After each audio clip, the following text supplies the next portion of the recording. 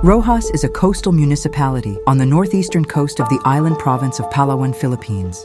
Over 36,257 coastal populations in the municipality rely on rich and diverse marine ecosystems in their livelihoods. Halos lahat dito, umasa talaga sa dagat kasi katulad dito sa amin, ito ay isla lang. Walang iba kami pwedeng mapuntahan kundi puro talaga sa dagat. Sa kinagisnan pa nila simula sa kanilang mga magulang, ay yun na ang naiturong hanap buhay sa kanila hanggang naipasa sa mga anak, hanggang sa mga kapwa-apuhan.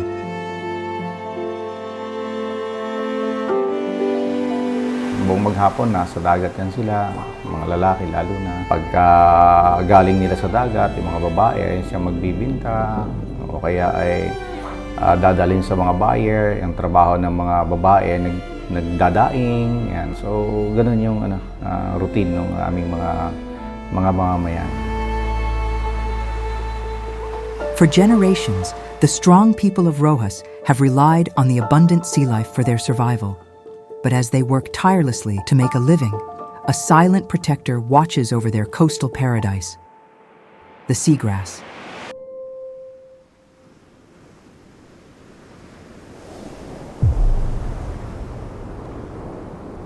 Underneath the calm waters of Roxas, there's a fascinating world where lively green seagrass meadows sway with the ocean's flow.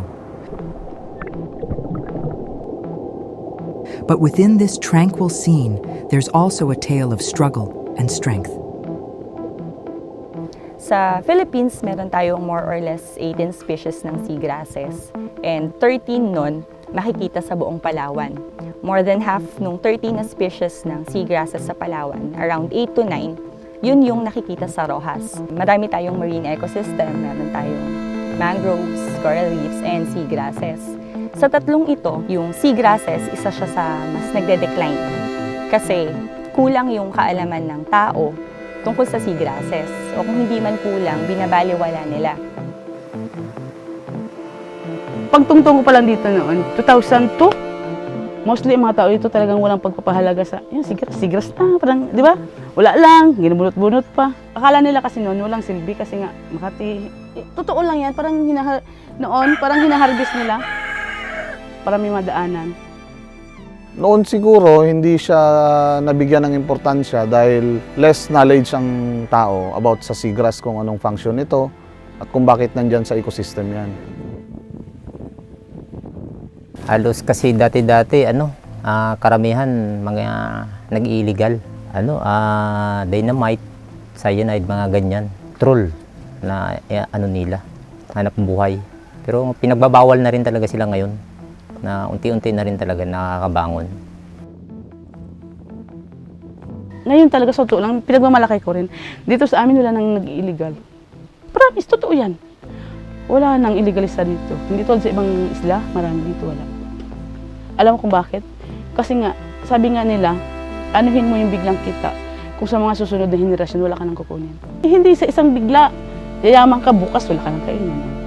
Dapat, marunong ka rin pinagkukunan mo ng pagkain. Yun din ang natulong din ng C3 na yung IEC na iano sa tao. Number one is the awareness kung ano yung kahalagahan ni seagrass sa kanila. I-protect or kumbaga i-educate si Fisher Fox na ang seagrass ay malaki ang matutulong sa inyo. Ito yung mga dapat nating gawin. So nakikita na ni Fisher Fox na pag maraming seagrass, maraming isda, maraming kamaron. Pag may seagrass, may visibility siya ng dukong. So yung Roxas, isa kasi siya sa may diverse pa na coastal ecosystem, marine ecosystem. At the same time, marami pa din community na kailangang tulungan. Isa din ang Roxas sa may sightings ng dugong and then mga sea turtle na nanganganib na. They are considered as threatened na. Ganun din syempre yung marine habitat.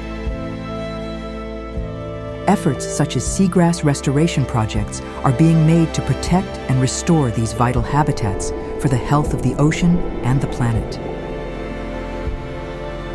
tinutulungan din natin yung community kung paano kumukuha ng data tungkol sa seagrass. Nagkakandak tayo ng tinatawag nating citizen science, kung saan tinuturo namin sa kanila yung approach kung paano makakakuha ng impormasyon tungkol sa seagrass. Sinusubukan natin na mai-translate yung mga data na ito into decision making. So pwede tayong mag-propose ng mga resolution and ordinances na makakatulong na mapangalagaan yung seagrasses at saka yung mga kalakip pa ng mga coastal ecosystems. Despite their efforts, the people of Rojas have faced significant challenges. Nung nagdaang bagyong Odette, nireshape niya yung mga bahura at yung ilalim ng dagat. Kasi may mga lumutang na bagong bahura nung pagkatapos ng Odette. Siguro yun yung naging dahilan kung bakit yung ibang isda pumalaot o lumayo dito sa malapit sa mainland. Ang daming seagrass na nabunot at napadpad dito sa Dalampasigan.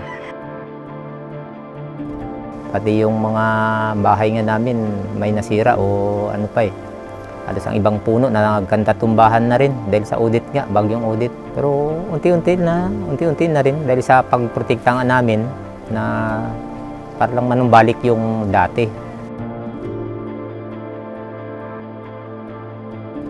The fight to protect our seagrass meadows continues. In the depths of our oceans, among the swaying seagrass meadows, lies the promise of a better future. A future where our marine heritage thrives for generations to come. Yung coastal community gusto nating ma-empower kasi sila talaga yung nakikinabang directly dun sa ating seagrasses. Kapag in-empower mo yung community na naninirahan dun sa mismong area, aasahan mo hanggang sa nandyan sila, aalagaan nila yun kasi dun nila kinukuha yung pangunahing hanap buhay nila. Kami maiiwan, ipagpatuloy namin yung ano nila, yung higkain nila na para maprotektahan ng isang lugar. Hindi naman to para sa kanila, para naman to sa amin Tungkol sa kaalaman nila, gagamitin namin yun sa magandang paraan.